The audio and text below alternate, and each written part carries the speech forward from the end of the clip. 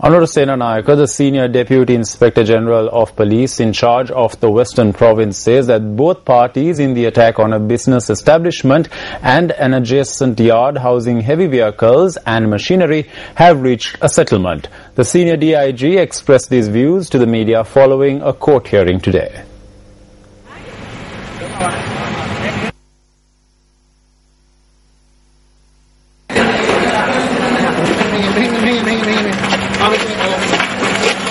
We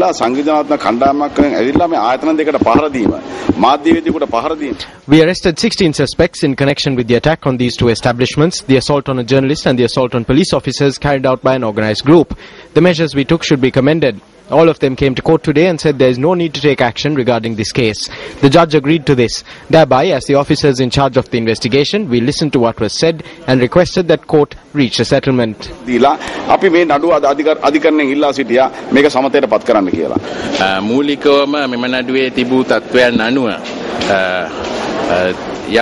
Although an identification parade needed to be held according to the situation in this case, because of the statements made by the plaintiffs and the Deputy Senior Superintendent of Police that an identification parade was unnecessary, the court reversed the previous order to hold an identification parade, and the suspects and the plaintiffs reached a settlement with regard to this serious incident.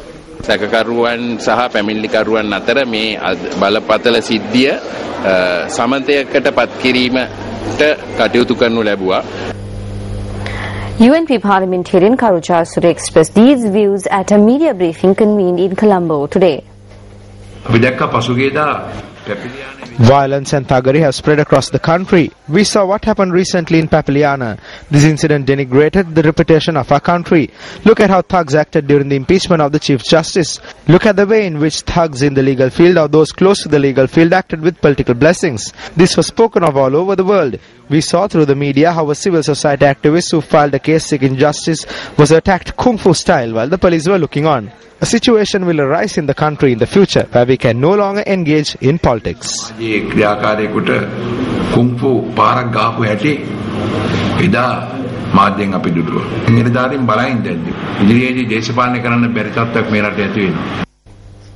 Parliamentarian Ravi Karunanayake says unity and the identity of the country can be established by educating children.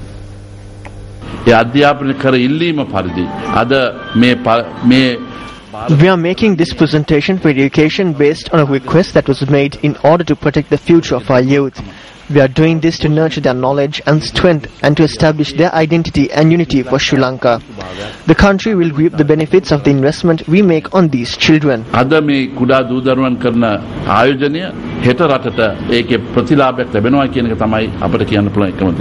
This event to present a PA system for the Wanathamulla Muslim Sunday School was held under the auspices of MP Ravi Karunanayake. The junior prefect's investiture ceremony of Royal College, Colombo was held this morning.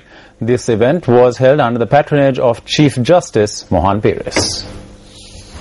Today you look so beautiful, so nice, so fresh, idealistic. I still continue to be idealistic. Sometimes people tell me, don't be so foolishly idealistic. I still like to be so foolish to be idealistic, to think that all of us are good, nice human beings. Unfortunately, what we hear of this country and our community is that all kinds of terrible things are happening around us. But remember that notwithstanding all the drudgery that goes around us, the planet is still a beautiful place to live in. And to be human is a privilege. Remember, we are the only beings on this planet who can decide for ourselves. No one can. No other being can decide for oneself. That's the privilege that you and I have to be born as human beings to this planet. The Chief Justice, together with the Principal of Royal College, Colombo, pinned the badges on the new junior prefects. A media briefing was convened in Colombo today in view of a program to be held in Colombo on the eradication of the use of performance-enhancing drugs. Speaking at the event, Director General of the Institute of Sports Medicine, Professor Arjuna De Silva, expressed these views.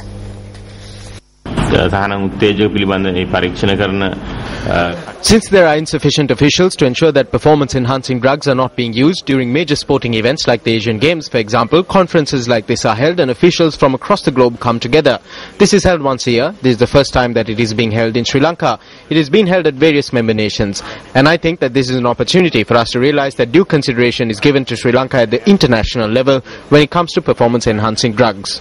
තහනම් උත්තේජ පිළිබඳ දැනුවත් වීම ජාත්‍යන්තර මට්ටමෙත් ලංකාව සලකන බවට මේක හොඳ අවස්ථාවක්. You're watching News First. Up next is Action TV.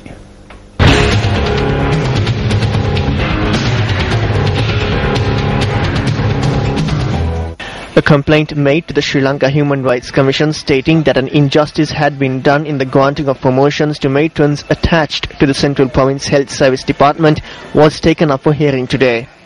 While the promotions were being granted on the 6th of February, a group who thought that they had been done an injustice attempted to express their problems to the Central Province Health Minister. These attempts were unsuccessful.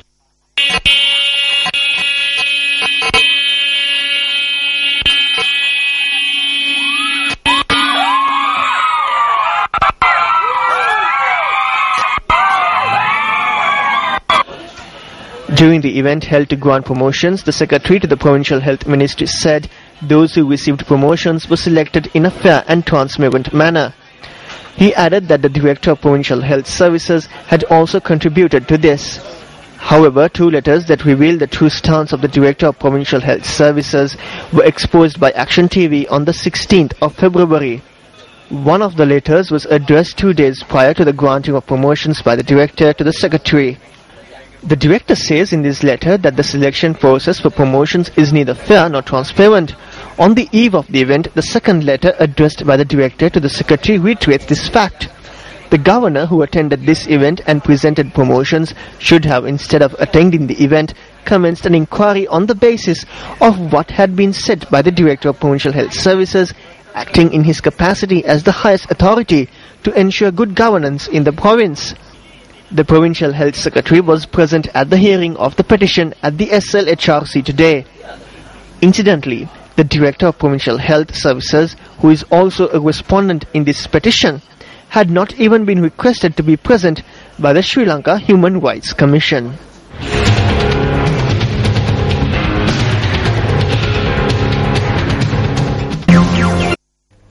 Join the first citizen journalism initiative in Sri Lanka, News First U Report. Simply log on to www.newsfirst.lk/ureport and register now and be a part of our news. Susantha Thabri, a News First U reporter from Koskoda, filed this report.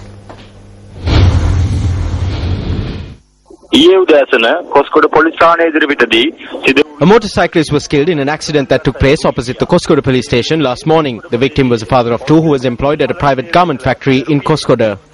News First වෙනුවෙන් you reporter Koskoda Susantha Thabri. Well, up next is the newspaper cartoon of the day.